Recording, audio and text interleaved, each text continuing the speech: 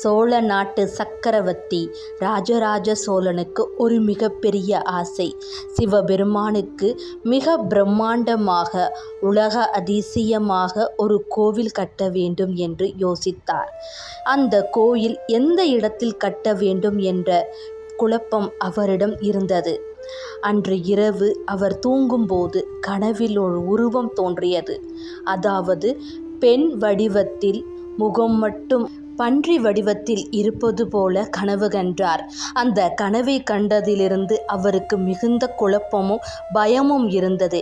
என்ன ஒரு விசித்திரமான ஒரு கனவு என்று குழம்பிக் கொண்டிருந்தார். மறுநாள் காலை எழுந்தவுடன் ஜாதகம் பார்ப்பதற்காக அவரின் குருக்களிடம் சென்றார். ஏன் எனக்கு இப்படி ஒரு கனவு வந்தது என்று தெரிந்து கொள்ள அவர் காட்டு வழியாக அந்த சித்தரை காண சென்றார். அப்பொழுது அவர் படையுடன் குதிரையில் ஏறி சென்று கொண்டிருக்கும் போது காட்டில் நடுவில் அவருக்கு எதிர்புறத்திலும் இருந்து ஒரு பன்றி வேகமாக ஓடி வந்தது. சோழனை பார்த்த பிறகு அந்த பன்றி அந்த இடத்திலேயே நின்று பிறகு ஒரு இடத்தை நோக்கி ஓடிக்கொண்டிருந்தது. ராஜராஜ சோழனும் அந்த பன்றியை நோக்கி விரைந்து சென்றார். அப்பொழுது அந்த பன்றி ஒரு இடத்தில் தனது காலினை வைத்து மண்ணை தோண்டியது. அதை பார்த்த ராஜராஜ சோழனுக்கு பெரிய குழப்பம். ஏன் இதெல்லாம் நடக்கிறது என்ற குழப்பத்தோடு அவர் குருக்களிடம் சென்றார். அப்பொழுது குருக்களிடம் இந்த கனவு கண்டதையும் பன்றி வரும்போது தன்னை பார்த்ததையும் குருக்களிடம் சொன்னார். அதற்கு அந்த குருக்கள் ஒரு கதை சொன்னார். அசுரர்கள் உலகத்தை ஆட்சி செய்த ஆரம்பித்த போது சாகாவரம் வேண்டும் என்று பிரம்மாவிடம் வேண்டினார்கள். அப்பொழுது பிரம்மா அவர்கள் இருந்த தவத்தை பார்த்து அவர்களுக்கு என்ன வரம் வேண்டும் என்று கேட்டார். அதற்கு அந்த அசுரர்கள் சாகாவரத்தை கேட்டார்கள். இளம் கன்னிகள் மட்டுமே எங்களை கொல்ல முடியும், பிறரால் எங்களை ஒன்றும் செய்யக்கூடாது என்ற வரத்தை பெற்றார்கள். இந்த வரத்தை பெற்ற அசுரர்கள் மிகவும் மோசமாக நடந்து கொண்டார்கள்.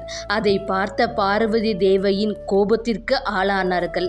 அந்த அசுரனை அழிப்பதற்காக பார்வதி தேவியின் சக்தியில் இருந்து 7 பெண் சக்திகள் உருவாகினார்கள். அதைத்தான் நாம் சப்த கன்னிகள் என்று வழிபடுகிறோம். 1 பிராமி, 2 மகேஸ்வரி, 3 கௌமாரி, 4 வைஷ்ணவி, 5 வாராகி, 6 இந்திராணி, 7 சாமுண்டி. அவர்கள் ஒவ்வொருத்தரும் ஒரு தெய்வீக சக்தியானவர்கள். அவர்கள் ஒன்றாக சேர்ந்தபோது அது ஒரு அழிக்க முடியாத படையாக தோன்றும். வாராகி ஏன் பன்றி முகத்தில் இருக்கிறார் என்று தெரியுமா? விஷ்ணு வராக அவதாரம் எடுத்தபோது அந்த சக்தியின் ஒரு பாதி பெண் வடிவமாக வெளிப்பட்டது. அதனால்தான் வாராகிக்கு பன்றி முகம் உள்ளது. பன்றிக்கு மண்ணை தோண்டி உண்மையை கண்டுபிடிக்கும் ஒரு சக்தி இருக்கிறது. சப்த கன்னிகள் 7 பேரும் சேர்ந்து அந்த அசுரர்களை கொன்றனர்.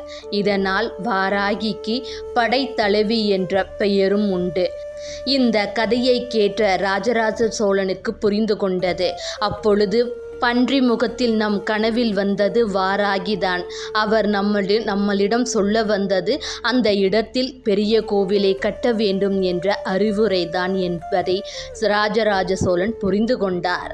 வாராகியின் வழிகாட்டியின் மூலம் ராஜராஜ சோழன் தஞ்சையில் பெரிய கோவிலை கட்டினார். அதுதான் நம் தஞ்சை பெரிய கோவில். வாராகியின் சக்தியையும் வாராகி மீது வைத்திருந்த நம்பிக்கையும் வெளிப்படுத்தும் விதத்தில் ராஜராஜ சோழன் தஞ்சை பெரிய கோவிலில் வாராகிக்கு தனியாக ஒரு சன்னதி உள்ளது. இங்கு வழிபடுபவர்களுக்கு தைரியமும், வாழ்வில் வரும் பிரச்சனைகளும், எதிரிகளில் இருந்து தீர்வும் அனைத்தும் அவர்களுக்கு கிடைக்கும் என்பது நம்பிக்கை. இந்த வீடியோ பார்க்கும் அனைவருக்கும் வாராகி அருள் கிடைக்கட்டும். எந்த ஒரு முடிவு எடுத்தாலும் வாராகி மீது நம்பிக்கை வைத்து பக்தியுடன் முடிவெடுங்கள். உங்களுக்கு வாராகி பக்க பலமாகவும் துணையாகவும் நிற்பார். என்றும் உங்களுக்கு நல்லதே நடக்கும்.